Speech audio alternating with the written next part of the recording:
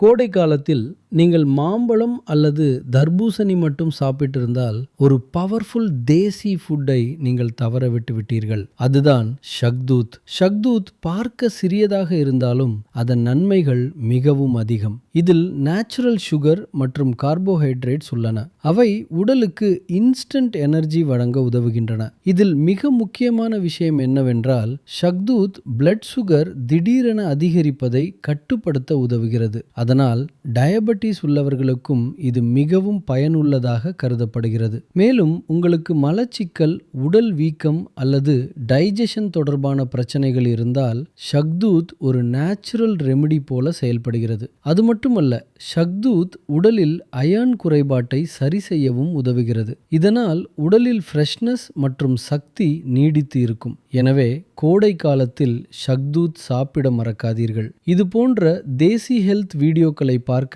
எங்கள் பேஜை ஃபாலோ செய்யுங்கள்.